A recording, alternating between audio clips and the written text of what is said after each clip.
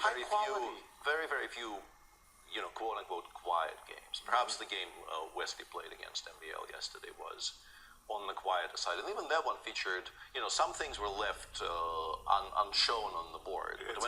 But he's defending the black pieces against Fabiano. Fabi opened d4. I mean, again, players are two-handed, ambidextrous. They can play e4, d4, and we have a Catalan on the board with g2, g3. Attempted to include Catalan into in their repertoire because it's a way to avoid the sort of the rock solid things that people do against the non-Catalan in this position. Like if you play knight c3, the Vienna and the Rogozin,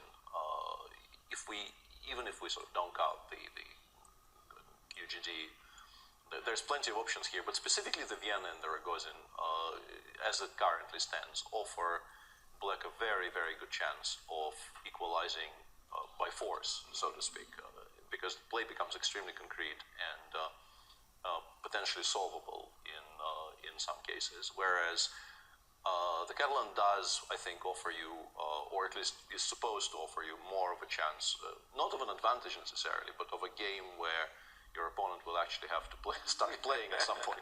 There will be play. Alejandro, if I can pick your brain for a moment.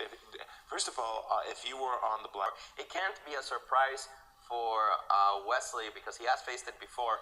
I believe he's faced it against Fabi himself in a tiebreak here in St. Louis, but I'm trying to remember exactly what game that was.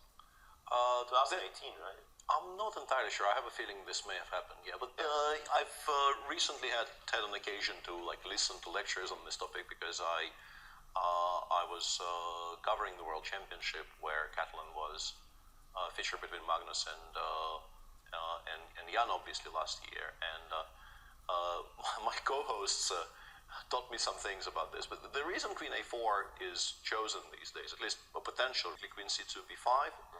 And then after A4, at one point it was very much en vogue to play B5, B4 here, and those positions became a hot topic of discussion. Right. But since then, they've discovered this idea of playing Bishop B7 here. Which is an amazing move. Yeah, Bishop B7, A takes B5, A6. Right. It looks like Black's structure is being destroyed, but... And it is a legitimate pawn sacrifice. Black doesn't regain the pawn because after b takes a6, we take with the knight, not the bishop. But the piece activity Black acquires after queen takes e4 and I believe bishop d5.